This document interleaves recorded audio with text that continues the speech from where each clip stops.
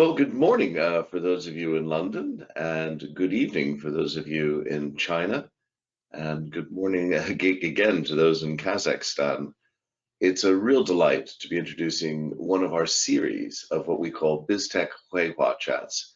These are opportunities for people here in London and in the Far East to talk together about things of mutual interest. And today we're going to be talking about realizing the Renewable Energy Internet, the financial interconnectors. I have as my guest today Professor Alexander von de Putte, who is the Chief Strategy Officer for Astana International Financial Center, and Zhuang Liu, the General Manager of Energy China Group of the International Engineering Corporation. This concept today is in many respects Alexander's. Alexander has written with others in Kazakhstan a book 2 years ago looking at the importance of energy interconnection across Asia, from China through Central Asia and on into Europe and even the Middle East, pointing out quite rightly that if we're going to meet our sustainable development goals, in particular those with regard to climate change, it is absolutely crucial to have energy trading. And I'll let Alexander explain why in more detail in a moment. Now, you'll know me, I'm Michael Mainelli. I'm one of the directors of Xian Group, and it really is a privilege to be able to introduce so many of these fantastic webinars. But in particular, I have a very soft spot for the BizTech Huìhuà chats. And that's because these really do allow us to connect people across continents in areas of mutual interest. We have done so on a variety of topics, energy before, but also health, pharmaceuticals, trade, shipping, finance, what have you, in various industries. And particularly, let's be frank, in these times of strained relations, it's very important that we in the business community keep up the links and discussions that lead us to trade and mutual advantage. Our sponsors, of course, are all behind this. Financial centers of all the centers in the world know the importance of cooperation as much as competition. Sure, we compete, but ultimately we're all here on the same planet together, and it is through trade and technology that we help to improve each other's lives. Our sponsors here today, I hope, will be pleased with today's session because it does touch on all the areas that they like to sponsor: technology, economics, and finance. Now, the program for today is a fairly straightforward one. I'm here to get out of the way as quickly as possible. Alexander will be speaking for approximately 15 to 20 minutes and giving a keynote presentation and explaining in much more detail what he means and what we mean by energy interconnectors, which I think is an important concept to get right. And it is actually in many ways about trade. People seem to forget that whilst hydrogen and other advancing technologies may or may not be used for things like storage, etc., it's actually in the trading of energy we have problems. Speaking with an energy trader in Singapore, his two biggest issues looking at today's session were, one, the immense complexity in energy contracting, the immense amount of paperwork still, the non-standardization, so that's all the bureaucracy, but ultimately as well, huge technical challenges. If you were to take a ship full of hydrogen, you would need 20 of them at least to equate to one LPG vessel or LNG vessel. So we can see here we have a long way to go before energy trading is smooth, allowing us to take advantage of the differences across the planet in production and usage. Then we'll move on to Zhuang Liu. Mr. Liu will be talking about this from a Chinese perspective and from the perspective of one of the most important and powerful energy companies in China. Now, the session today is very much about discussion. That's what the Huìhuà chats are all about. And so we've preserved quite a bit of time for questions and answers. So 3 points of housekeeping. Firstly, yes, this is being recorded, and the recording will be available for you to share with friends and colleagues in approximately 2 working days, i.e. sometime over the weekend. Secondly, the slides will be available, and in fact, I believe already are available up in the chat room area if you wish to browse them or go back and look at something in more detail. And finally, today we are in the question and answer session going to be using the GoToWebinar question and answer facility. This has a particular advantage in that all of your questions with your emails will be sent to all of the presenters, and they will be able to get back to you. So if you have particular points of detail or just want to contact them, stick it into the question and answer facility, and they will get that and can talk with you. For my part, I'm here with you today, so I'm not on email. I'm not watching my WhatsApps or my WeChats. So please do use the Q&A facility, and I will feed those into the discussion with Alexander and Zhuang. So with no more ado, if I may, Alexander, the floor is very much yours. Thank you very much, Michael, and also to the Zhejiang group. The first time we wrote about a global energy internet was actually in this book. It's a 2017 book. The book that Michael referred to was published about 2 years ago, and Michael actually was so kind to write the foreword of that book as well. And that's actually what started this entire discussion. We will also be hosting a book launch, actually, at Churchill College at Cambridge University. And we plan to do that actually together with the Zhejiang Group and CISI, the Chartered Institute for Securities and Investments, in July of this year. More on that will be provided to you at a later date, but it will be in July. So what I will be talking about today is, first of all, that I think we need to move beyond ESG. ESG is, in my perspective, a necessary but insufficient condition to drive long-term sustainable success, not only at the country level, but also at the company level. Then I will be talking about a vision about how that could partially be completed, not fully. We need other solutions to the challenge. And then finally, I will be addressing some of the missing pieces, and Michael has already referred to them to some degree, including, for example, the energy trading. And then we'll pass on to my co-speaker, and then with the objective that we can actually stimulate the debate afterwards, how we can actually collectively work together in order to realize something that we would all benefit from. So on the next slide, please. So first of all, if you look at global climate change, and global climate change is of course central to the ESG debate. In 2006, the Stern Review report, developed by Lord Stern, estimated the cost of global climate change was about $500 billion. Today, it stands at 16.5 trillion. In other words, the compounded annual growth rate is 26%, or 7 times faster than the growth of the global economy. So at some point, it's going to overtake the global economy unless we actually address some of its underlying challenges.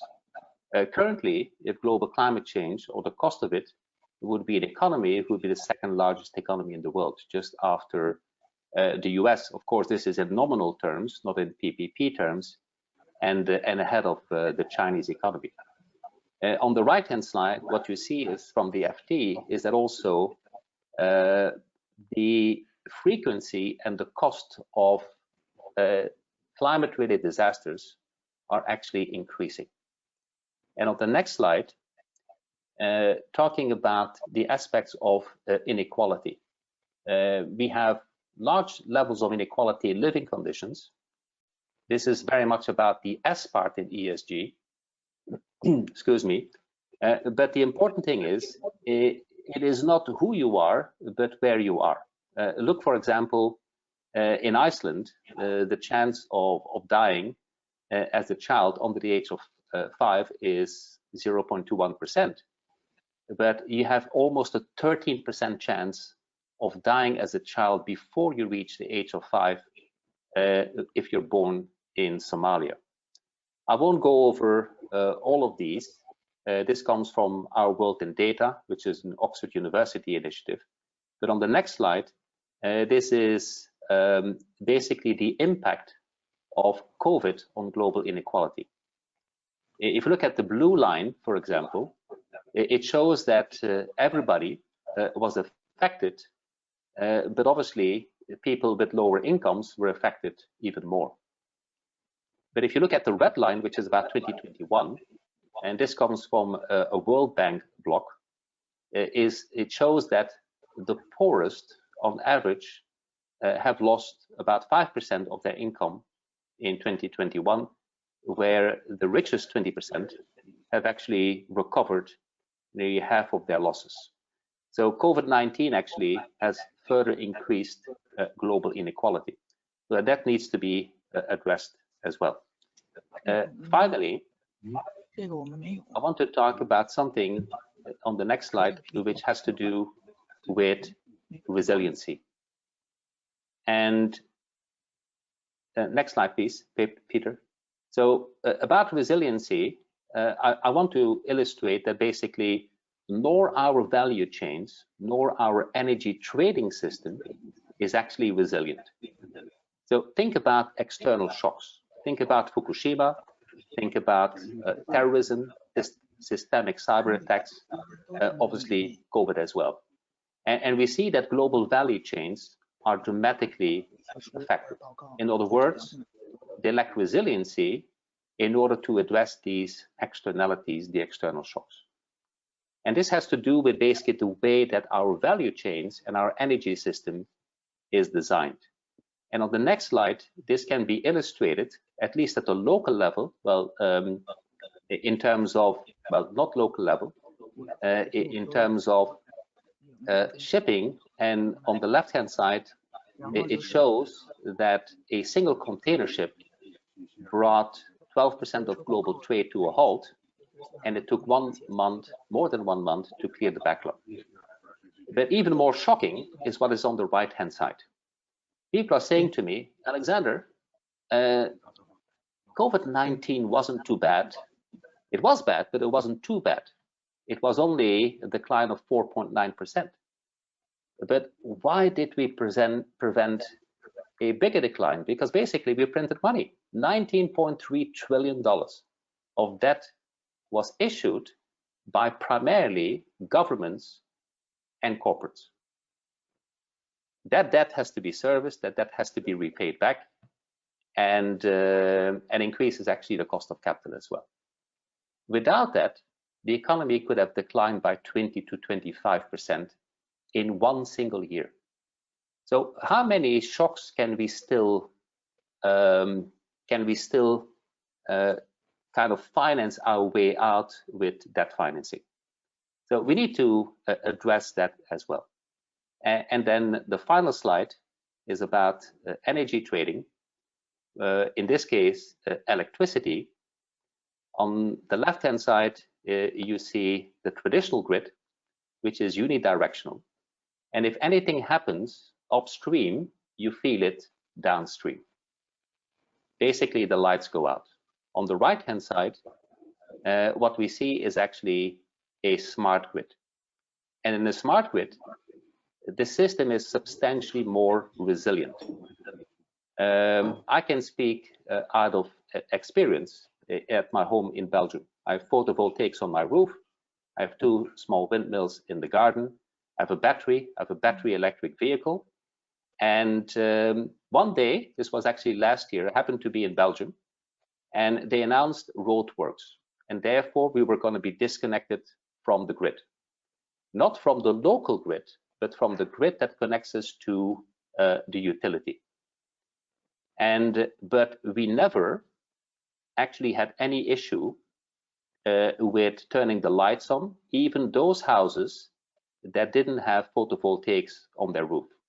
In the community that I live, there's 16 houses, 12 have photovoltaics on their roof, but we're all part of a smart grid. And it's the smart grid actually that actually build in that resiliency. On the next slide, please. What I think we need to do is we need to move beyond ESG. In my latest book is about corporate governance, and Michael wrote an endorsement of that book. We argue that corporate governance 4.0 is emerging, and that businesses and boards need to focus on the sustainability, the inclusiveness, and resiliency of their businesses for the benefit of society. And that's why I'm arguing we need to move beyond the narrowly defined ESG, but instead we need to focus on all three simultaneously. And business has a very big role to play in that, but also governments and financial centers, because afterwards it's the financial centers that actually finance this. On the next slide, please. What we have here is basically, this is for the America. I have to say that it varies from country to country. And in some countries, that means that the cost is higher. But what it shows is that basically the cost of both solar and wind are the lowest in the world among any of the alternatives. I highlighted three of them. One is in kind of an ochreish yellow, and that is solar. One is in blue, and that is wind. And the other one that I showed is actually nuclear energy. So the cost of nuclear energy is about 5 times as high as the cost of solar and wind. In addition, on the next slide, there is plenty of renewable energy potential, even for 10 billion people. But it's not equally distributed around the world. So Asia Pacific and Europe will always be net importers of energy. And that brings me then to the following concept, which is actually that we need a global or at least a regional renewable energy internet. This is not different from a smart grid, but basically it's now rolled out across an entire region. In this case, we're arguing all the way from the United Kingdom to Asia Pacific, and from Northern Europe, that includes Scandinavia, of course, Russia as well, and all the way to Southern Europe, the Mediterranean, and even India. We recently conducted a study with an energy tech company in Europe, with one of the leading management consulting firms, and a group of 5 of my students at IE Business School. And the conclusions of the study were actually quite startling. First of all, in the long term, we will not need any stationary energy storage. And the reason for that is that the cars, the electric vehicles, will also function to provide storage whenever it's needed. We will also not need base load stations. It's true that both solar and wind are intermittent, but currently we have affordable technology to transmit energy at ultra high voltage. For example, in China, they already have invested in 24 of those, both AC and DC, and operating at between 800 and 1.1 million volts. And that actually allows to transmit energy to wherever it's needed, at the right quantity and at the right price. At the center of all of this is basically the virtual power plant. And the virtual power plant actually makes it an Internet of Things. So the Internet of Things, that includes buildings, and in the buildings, people will be both producers and consumers of energy. The virtual power plant, which is powered by blockchain and AI, is there in order to make sure that energy is available wherever it's needed, at the right quantity and at the right price. Interestingly also, it is not only more resilient, but it's also more sustainable and less costly to maintain, but also to build.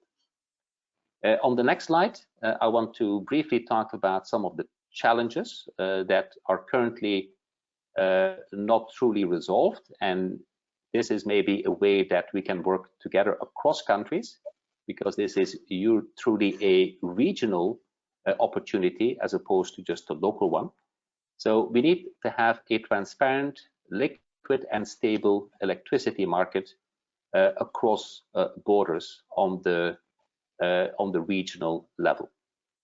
On the next slide, what we also will need is at the local level. This is basically a peer-to-peer energy trading system. At the local level, at the smart grid level, we would need a peer-to-peer, and at the cross-border level, we need a transparent, liquid and stable electricity market. And my final slide is about the financing. So nobody can actually finance this on their own. Not a single country, not a single financial center, not a single company. It is estimated that at the global level, so this is not just for Eurasia, that it would take over the next 30 years about $1.5 to $2 trillion per year. Now, people say that's a significant amount of money. That's true, but it also has a very high economic multiplier. And it's that high economic multiplier that actually will allow many countries and businesses to emerge from the current crises in a resilient way. But we also have to think beyond, let's say, debt instruments. We will also need to develop other instruments, especially around equity. Equity financing is risk incentivized. Currently, for example, at the AIFC, we do have green bonds. We also have Islamic bonds. And now we're currently looking at also developing green equity instruments. There's also an important role to play, I believe, for development banks, both regional and global development banks like the World Bank, but also development banks from Asia, and of course the EBRD, and even for the one that is needed in Africa, the African Development Bank as well. So I think this is an opportunity really, and I really like to thank Zijan and Michael in particular to bring together a number of financial centers and also companies, and later on we will hear from a company in China that actually looks at these technology solutions in order to bring this all together. But in conclusion, the Eurasia Renewable Energy Internet can drive sustainable, inclusive, and resilient growth. I even would argue that given that it's multi-directional, not only will it bring prosperity, but also has the potential to bring peace. And I think that is something that is very much needed in our current global energy environment. Thank you. Back to you, Michael. Alexander, thank you so much. That was an extremely cogent and concise presentation, laying down a challenge for all of us, but also enormous amounts of opportunity. I hope during the discussion, people take you up on the idea of looking at how we might go about both building and financing a Eurasia Renewable Energy Internet. Well, now we're going to turn to China. And as I said earlier, absolutely delighted that Mr. Liu is joining us. Mr. Liu is going to be giving us, I think, a very unique perspective, and I'll now hand over to Mr. Liu and his team. Thank you. 好，这个听完咱们这个资源智库的这个介绍啊，这个我感到这个十分震撼和欣慰，尤其是各位在金融和可再生能源领域的先进理念和成效，让我确信啊，我们未来合作空间很大。那么下面呢，为了提高效率呢，让我们这个张梦桃女士啊，给我们介绍一下我们中电工程及中电工程国际公司的相关情况。稍等，可能有点卡顿。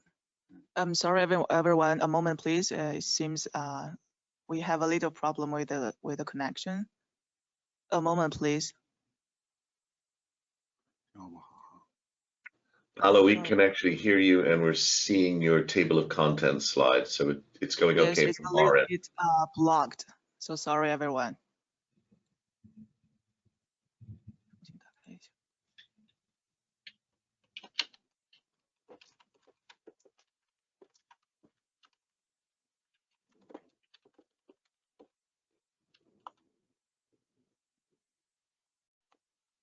just be waiting here for a minute or two. I know that Paul and Mr. Liu are working on this. Here we go. Okay, thank you. It's okay. We can see the cover slide now and just need to go to full screen. Perfect. Looking good, Paula. Okay, good.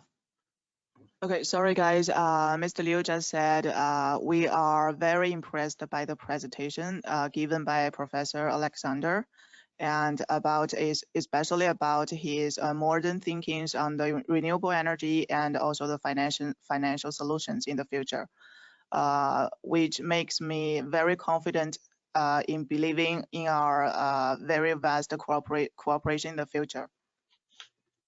So in order to make efficient our meeting, I will give a brief introduction of Cpcc International.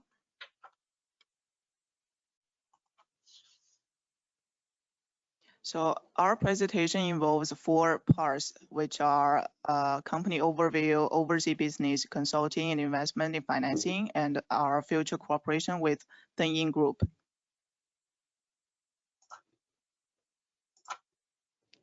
As you can see on the screen, Cpcc, with its full name of China Power Engineering Consulting Group, was established in 2002 with 24 domestic subsidiaries and 2 Spain design institutes, EAI and GESA. And with its strong technical resources and professional support in engineering practice, Cpcc is regarded as the national team and the pacemaker of China's electric power engineering design industry. And we have edited or participated in the preparation of more than 500 national standards and industry standards covering power planning, renewable energy, power generation, transmission, and transformation, environmental projects, and energy storage. So this slide shows us some numbers of the qualifications and records for your reference.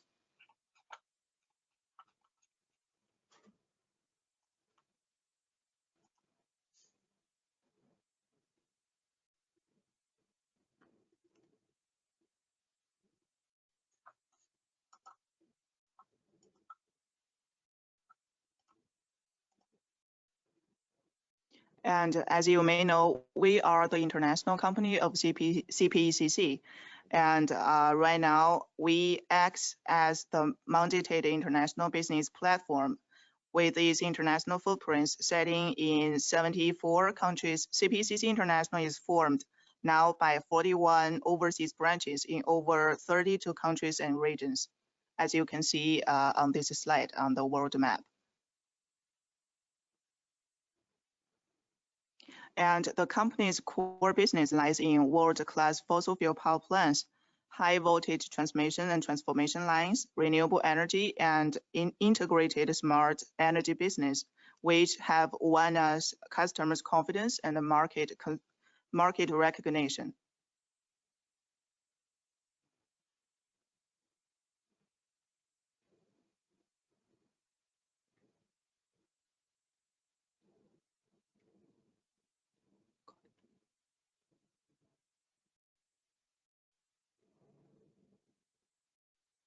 So despite of the severe impact of coronavirus pandemic, by end of year 2020, the company has achieved a contract value of overseas projects about $8 billion with an average growth rate of more than 41% for 3 consecutive years. And more importantly, to respond to President Xi Jinping's policy of green finance and green development, the company actively expands renewable energy business in accordance with the timetable of carbon peaking and carbon neutrality. In 2020, the renewable business contracts reached $3.52 billion, accounting for around 45% of the total international business contracts, with a year-on-year increase of 97%. Thus, the company successfully achieved green development and transformation.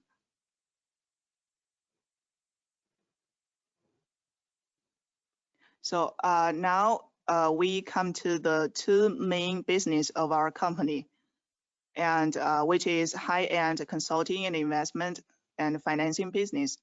First, the first slide we see here is about our RD achievements in consulting. As you can see, the Electric Power Engineer Handbook, which covers all specifications for the electric power survey and design field, serves as an important reference for China.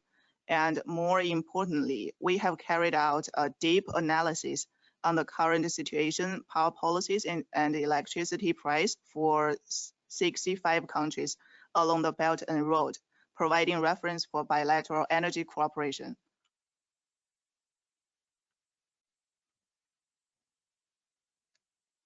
And next, we see the investment sector.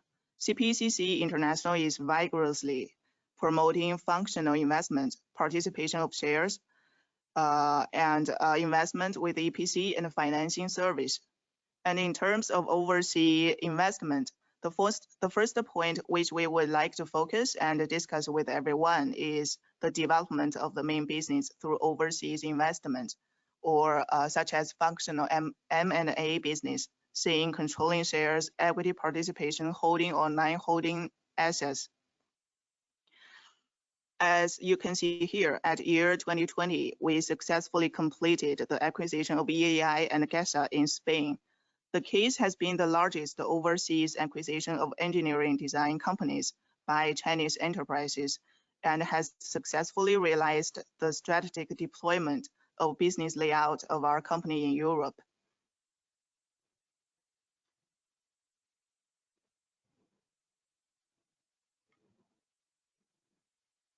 And next is about our financing resources, which is the second point we are interested in talking with Yin Group. Cpcc International is dedicated to strengthen cooperation with domestic and foreign financing institutions and to explore the establishment of overseas clean energy funds and platforms with entities like AIIB or Silk Road Fund or EBRD or AFD.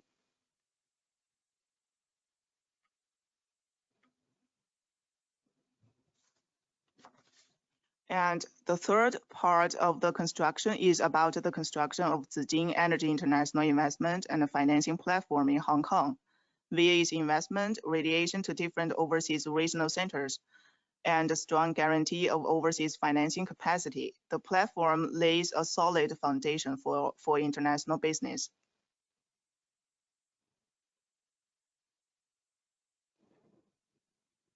And last but not the least is our expectation or perspective to future cooperation with Yin Group. For your information, Europe is one of the most strategic area of Cpcc International, and the company's first successful case of functional acquisition was in Europe.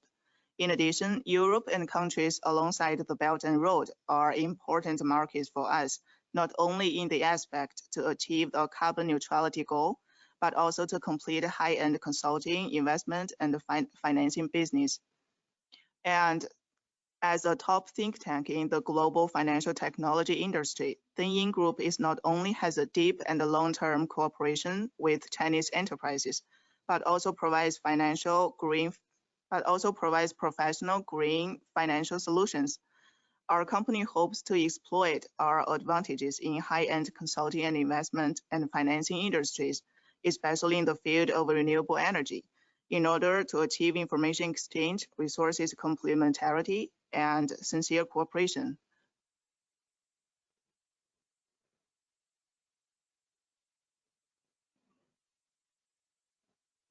As you can see, our corporate culture here. Okay, thank you everyone for listening. Great. Well, thank you very much again for a very concise presentation there as well.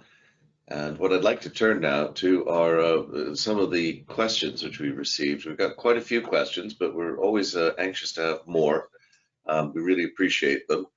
But just before we start, sort of a direct question really to Cpcc. Do you have any operations in Kazakhstan, just out of curiosity? 我们有业务嘛，我们有风电。Yes, we do have business ongoing in Kazakhstan. We have a wind farm in that country. Oh, fantastic. Thank you then.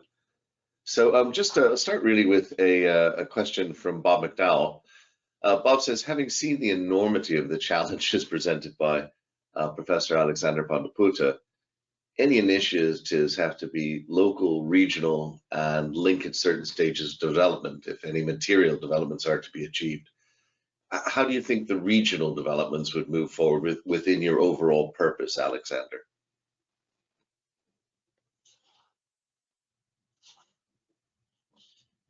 Well, first of all, I don't really see it as a challenge. I really see it as an opportunity.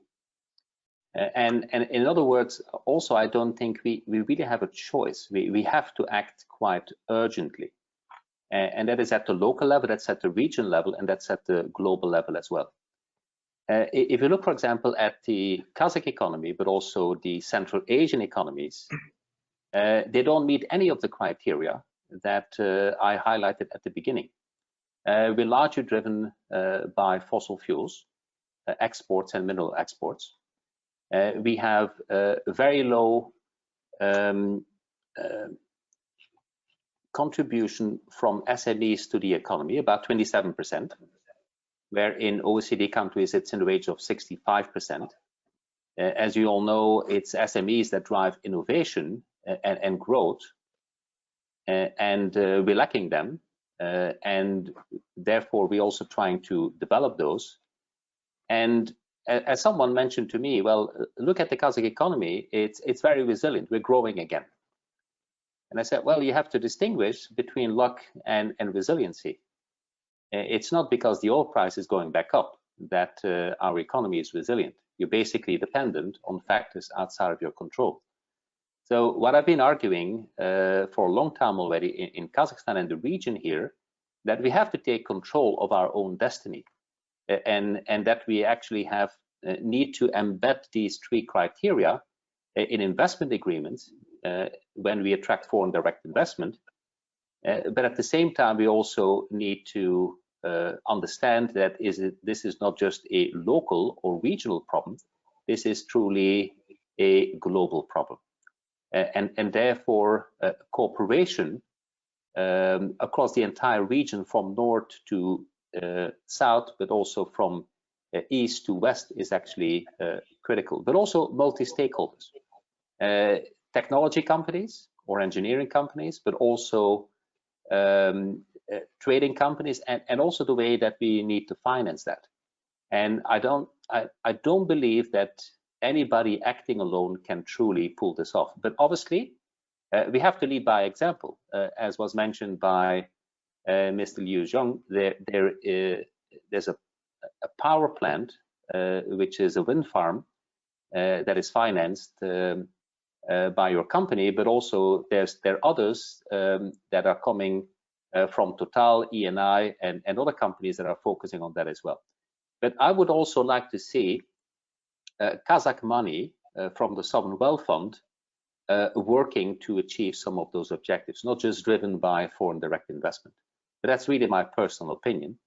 And otherwise, we are going to largely rely on foreign investment, but we also need to lead by example. And leading by example is basically putting our money where basically it needs to be, and that is in sustainable, inclusive, and resilient development. We'll come back to some of these topics in a minute. In particular, Michael Cooper and others have some questions about achieving a global scale. But just before we do so, I'd like to just try and link up Cpcc with Kazakhstan now. Mr. Liu, that was an interesting offer by Alexander to provide investment, so that's there. But I wanted to touch on maybe three things. Starting at the ground level, there's an assumption amongst those of us who are not deep into the power transmission sector that the standards are very good. Alexander laid out the vision of a grid encompassing all of Eurasia. Are there technical challenges there, or if the will and the money is there, it's easy to build?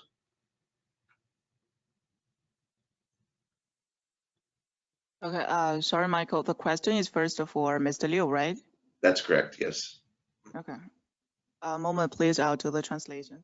他是问了一下关于我们这个投资的这个事儿。他先是问了一下这个transmission 领域的，就这个输电。对，如果是有这个最大的这个技术挑战是什么？即便是资金到位的话，最大的技术挑战是什么？输变电的技术挑战。技术方面的。输变电应该我们最看重的那些，就是在融资方面需要考虑的。输变电在融资方面要考虑的这种。输变电应该是比较那个啥的吧？它要融资吗？就是有没有许可，让不让你做这个输变电？政府的许可这个是很多输变电它不让你去做，但是国家这个是吧？那如果要是你这个如果能有这样的话，但是能让你去投或者让你去拥有一部分这个的话，这个然后呢，我觉得我们这也是非常愿意做这个事儿的。但是它有没有这种许可？它很多这种电力公司都是国有的，是吧？明白。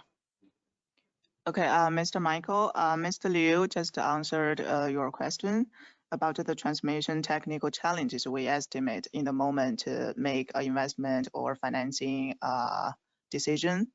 Well, frankly speaking, from the technical side, as a national team in this sector, we do not estimate the technical side as a very important challenge in that moment.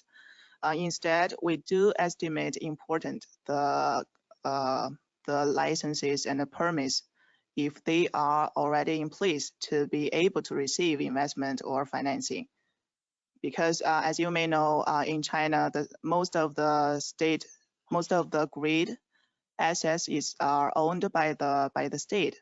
So we think most of the countries have the same problem the moment we enter in the market. Okay. And the second question for Mr. Liu, and I'm just trying to bind the two presentations together. Alexander's presentation appears to be predicated on two assumptions. The first assumption is that electric renewables are competitive against fossil fuels. And the second assumption is that the renewable energy potential is there to meet the needs of 10 billion people estimated to be on the planet over the next 30 years or so. Does Mr. Liu agree with both of those assumptions? Okay, thank you, Michael. 刚才他提的问题说是那个他现在试着把这个我们两家做的 PPT 做一个联系，因为这个亚历山大博士刚才说了，重点是强调了一下这个新能源。一个是新能源，它对这个火电有明显的这个价格优势；二一个是新能源将来的这个需求空间也是挺大的。问咱们是不是同意他这个观点？新能源比这个火电有明显的价格优势，它是根据什么说出来的呢？刚才他那个 PPT 里有提到这个。就是在这个发电的成本方面，肯定是要比火电要便宜很多。那怎么得出这个结论呢？我不知道我这个结论，我觉得主要是这个双碳行动的对这个火电进行的限制。那火电的这个年利用小时数，对对整个自然环境的依赖性啊，整个的这个稳定性，那肯定是比要强啊。是吧？他说他这个怎么根据什么得出这个结论呢？说是这个Okay, Mr. Michael, we do agree with the idea of Mr. Alexander regarding the renewable energy. Well, Mr. Liu has come up with a clarification for Mr. Alexander in the aspect of saying renewable energy has a very clear edge in terms of against fossil fuel power in terms of cost, right? Good. Yes. Okay, good. So we want to ask, so what is the base on that conclusion about the cost efficient of the renewable energy? Alexander, do you want to pick that up? Well, in the slide that I showed, it's based on a levelized cost that, in essence, that takes into account that. For example, nuclear power is up and running for 99+%. It only requires from time to time maintenance and refueling, but otherwise, as a baseload station, it actually is up and running most of the time. Wind and solar are obviously intermittent sources. That basically means the wind doesn't blow all the time, the sun doesn't shine all the time, and that's taken into account. But what it says here, and this is already version 14, Lazar has been developing these, is that what we have noticed is that for most, that includes coal, that includes combined cycle gas turbines, that definitely includes nuclear energy. You're on the right side slide, Peter, so please go back to the previous slide. Okay, that basically the cost has actually either increased or actually has not decreased. With wind and solar, on the other hand, given significant investment in R&D, the cost has dramatically gone down. It varies from country to country. The biggest extremes are between, I understand, between the US and Japan. Japan, for example, the cost for renewables is about 4 times higher than actually it is in the US. But still, in that case, it would be competitive against most fossil fuel alternatives. And by the way, this does not include a carbon tax. So the moment you include a carbon tax, the picture even looks better. Of course, it won't affect really nuclear, but it will affect definitely coal, and to some degree also combined cycle gas turbines. So in most areas, in most countries, it is actually competitive against any fossil fuel power plant. Okay. A question, if I might, from Hugh Montgomery, and I think this is directed initially to you, Alexander, but Mr. Liu might wish to comment in a moment. If we are to meet the science-based targets, we need to have reduced world emissions by 50% by 2030, really less than 8 years away. And Hugh brings that forward by asking, how can these solutions be deployed to meet this target within the 94 months which remain?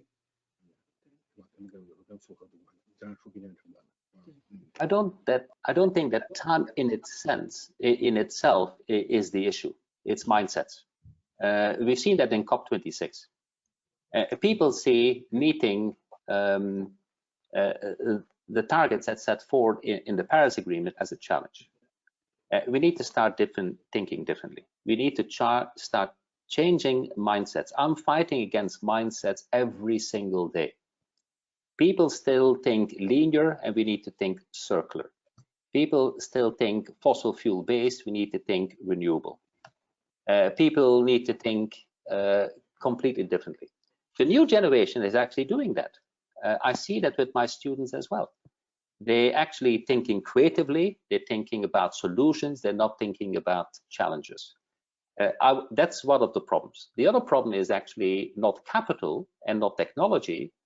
There's $200 trillion of capital available that globally that struggles to find bankable projects. But the other one is actually political, and especially political locally, but also across borders. Why can we not work together beyond friendly nations in order to address our common challenges? So it's not technical, it is not the amount of finance that is available, it is mindsets and it's political. It is why we like having these chats, and I think it's fascinating to have you, Alexander, coming in from Central Asia financing and sources of money, which is not the way some people in the West might view Central Asia, but it is true. And then Mr. Liu coming here from the ability of China to deliver infrastructure. We have a question here from Tim Zhao, who, may I say, Tim Zhao is out of Xi'an and has been very, very helpful to us here on the BizTech Huìhuà chats in sourcing speakers and information from China to help explain things. Tim asks, could Mr. Liu talk about more details, provide more details of Cpec's cooperation with Europe or plans to cooperate with Europe with regard to clean and renewable energy. Okay, all right. 就将来的一个公司的一个发展的规划。这个我们咱们这个10+2咱记不住是吧？就是立给就是这个包括南美啊，这个布局是吧？包括欧洲我们也会成立我们的欧洲公司是吧？那么我们现在整个可能我们在全球要成立10个这个业务中心，涵盖了这个东南亚是吧？这个非洲是吧？这个包括这个南美还有欧洲。我们在欧洲呢，我们也会在今年吧，我们会这个因为我们收购了新华公司嘛，我们会在欧洲成立我们的这个欧洲公司啊。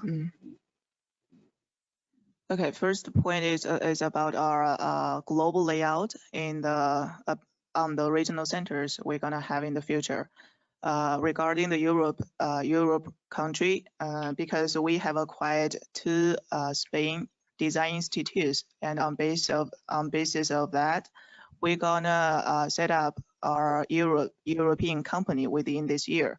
And other than Europe, we will establish 10 global centers in different countries, or regions, like South Asia or Africa or Latin America and Europe.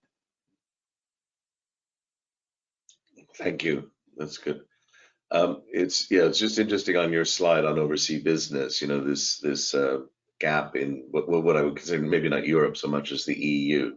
So thanks for telling us about those 10 business centers. I have another question here. This is quite a wide-ranging question, but I think it's extremely important. And we have a few other people with similar views. This is from Michael Cooper. Alexander, your thesis is predicated, Michael thinks, on alignment regarding governance, standardization, contracting, both for the infrastructure, solution, financing, and even in the market. What do you see in terms of momentum or agreement or alignment? And how does this stack up in a, let's be honest, a somewhat fractured world? Well, great question. Thank you. Unfortunately, I don't currently see this alignment happening.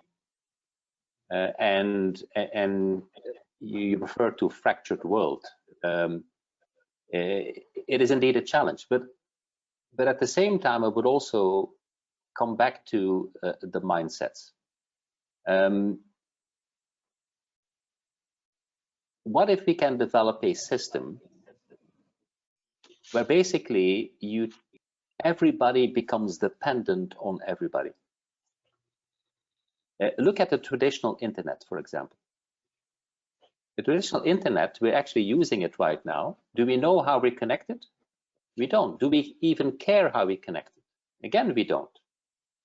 Apart from cybersecurity issues, which I'm not trying to underestimate, we have been able, even during COVID, to largely conduct our business. What if we can do the same with energy? And on top of that, it's based on renewables.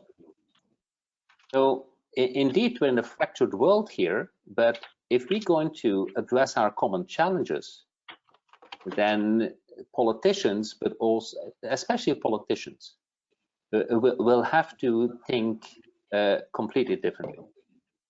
They need to think that they're both a supplier and a consumer at the same time. As it is the case, basically, at the level of a smart grid. The example that I used from last year, I was then a supplier to my neighbor because my neighbor didn't have renewables. But imagine now we do this at a regional level, and we would then see several regional grids emerging. We would have one in North America, we would have one in South America, we would have one Africa that also is connected to Europe as well. I think it can actually bring and resolve political differences and even prevent future wars and conflicts over resources. Good. But indeed, it is a challenge. It is indeed, but your transparent, liquid, and stable electricity market is clearly the target and really should benefit all of us in business. I'm going to move to a final set of questions for both you, Alexander, and you, Mr. Liu. Henry Tillman, a very noted expert on China here in London and Europe, points out that the Belt Road Initiative encompasses some 144 countries. It is probably one of the largest formalish trade network systems around. He also points out that Cpecc, your company, Mr. Liu, is already in 65 BRI countries, Belt Road Initiative, and your plans are fully aligned with other Belt Road Initiative countries. How important do both of you think BRI is, the Belt Road Initiative? You know, is it the first part of the link? And I might start with you, Alexander, because just dead curious, does Kazakhstan see this as absolutely crucial, or does it see it as a kind of part of the general environment? Well, Kazakhstan see this as absolutely crucial. Actually, during the Winter Olympics, President Tokayev was meeting with President Xi in order to discuss further collaboration around BRI. Keep in mind that Kazakhstan is landlocked, right? So in order to connect with the rest of the world, it needs something like BRI. But I would say that two things. First of all, we need to go beyond just the physical infrastructure. We need to have the digital enabled BRI.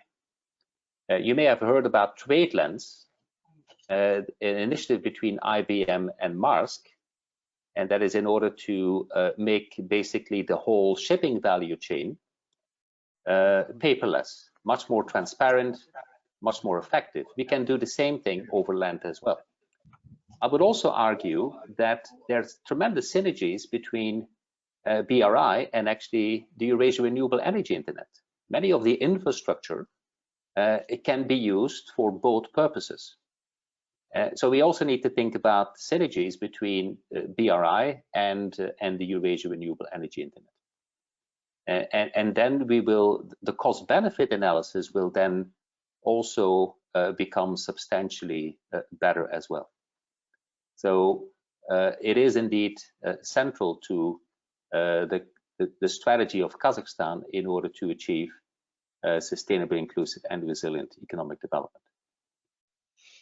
Thank you. And interestingly, Henry Tillman has kicked in again very helpfully, pointing out that the digital Silk Road, which is following the Belt Road Initiative, now encompasses over 50 countries, so moving up to provide some of that support in terms of the electronics we require for contracting and markets.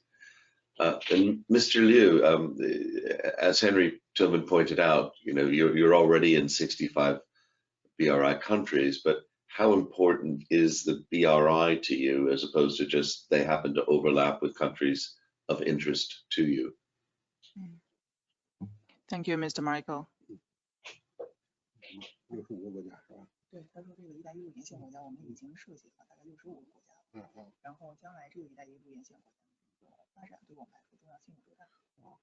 这个连续近3年吧，那么我们的整个就是 Cpcc 的这个国际项目签约，可能这个“一带一路”的这个沿线的国家能占我们的60%到70%吧，大概是这么一个啊，因为这“一带一路”的沿线国家也都是我们的一个传统的区域国家，可能我们都开展了多年的这种布局这个，所以这里面这个“一带一路”这个沿线的这个国家的这些项目呢，肯定是我们的一个主要的这么一个海外项目的一个来源。当然，我们也通过“一带一路”，我们也向这个欧洲啊、拉美去延伸。所以呢，我们收购了西班牙公司我们这个并通过西班牙公司呢，来向这个拉美去拓展那就把西班牙公司可能跟大家说一下，我们西班牙公司呢，现在在银行去年排名的是这个102这个1100多员工这个应该也是一个欧洲的一个老牌的这么一个咨询公司，实力很强 Okay, thank you, Michael.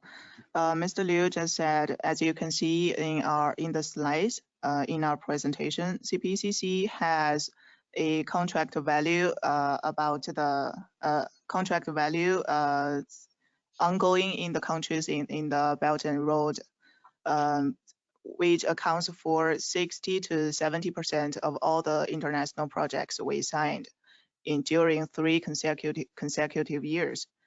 And as you may know, the countries and regions alongside the Belt and Road has always been conventional and important markets for Chinese enterprises. And we want to focus here about our companies in Spain.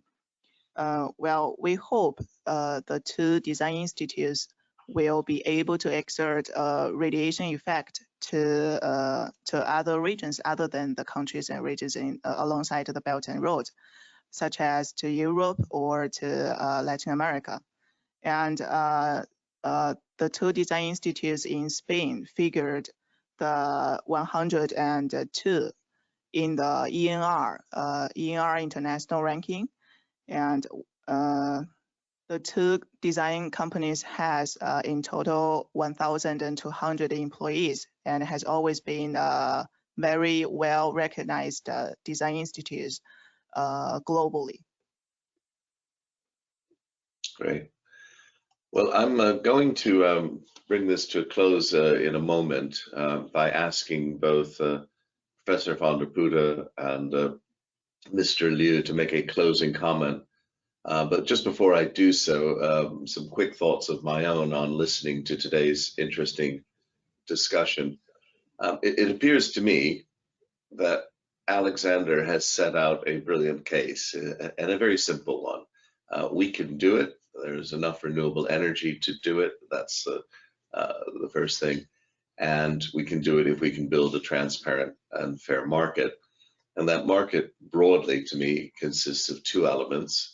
An actual energy renewable internet that can spread the energy around, and on top of that, financing and traditional paper-based markets, if I can call it, but the digital marketplace that would sit there ensuring that those flows of value were properly compensated and rewarded.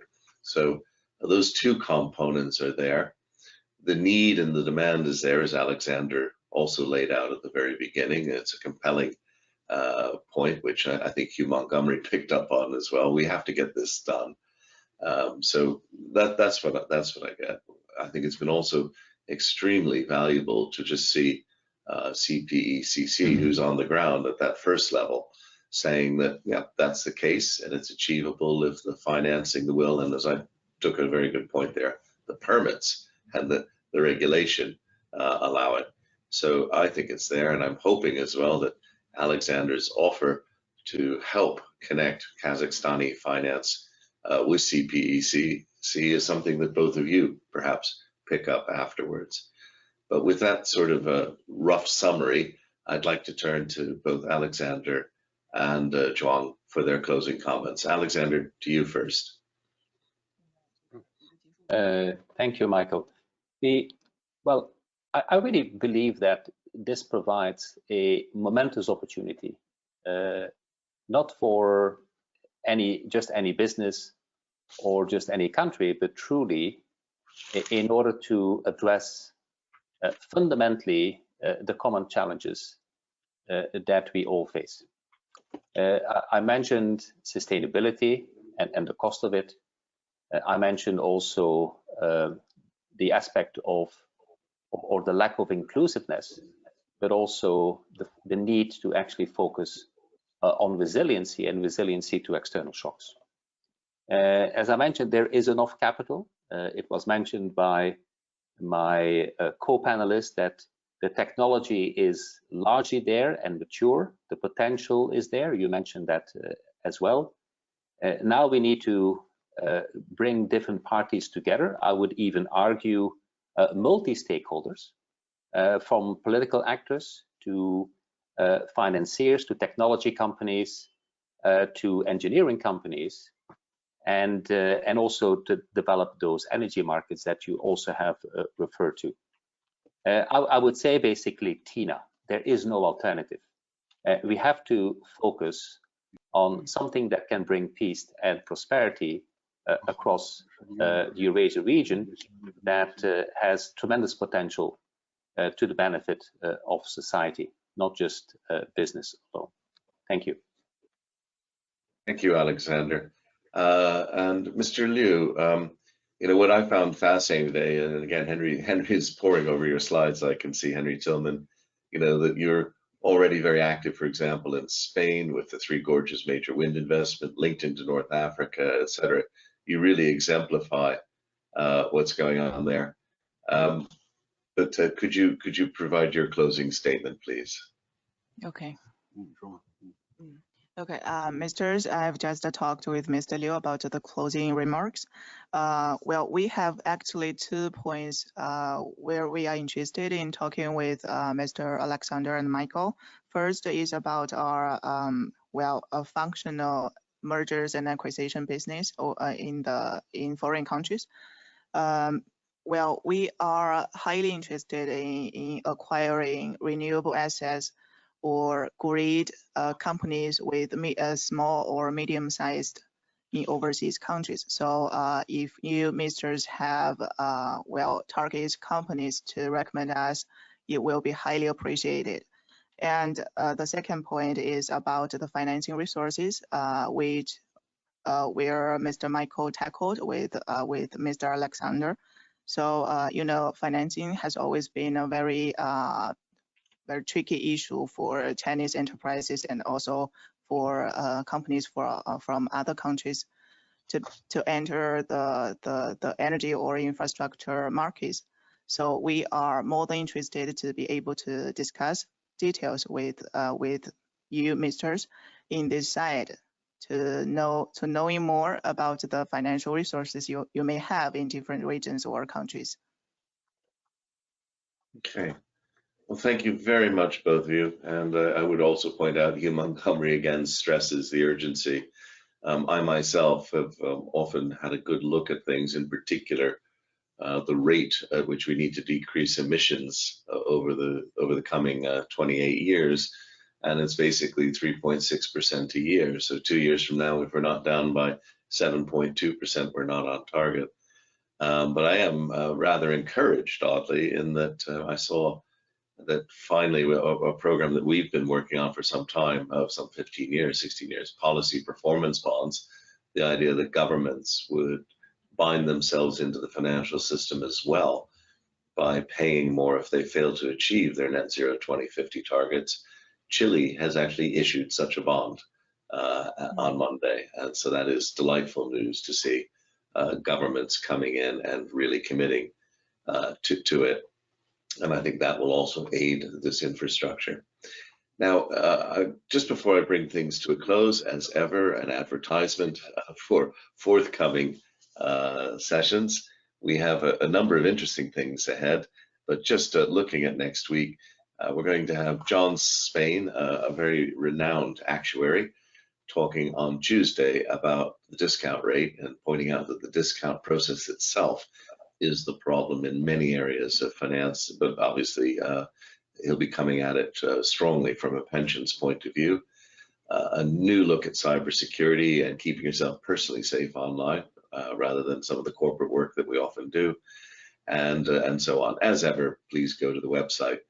But I would like to reserve my thanks to you, the audience, for your kind participation in a grand and sweeping vision, but an essential vision that we need to get moving on, and for your encouragement at getting this going. Alexander, they're after you there.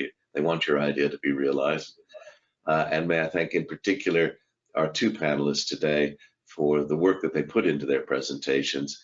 And I think we're looking at a little marriage here, or a dating agency. And I hope that we take this discussion up offline amongst you. But thank you for your contributions today. And with that, we'll say goodbye from here in London, in Kazakhstan, and in China. And we look forward to seeing all of you in the near future. Thank you. Thank you, Mr. Michael. Thank you very much, Michael and Zhejiang Group. Thank you very much. Thank you, Michael. Bye-bye.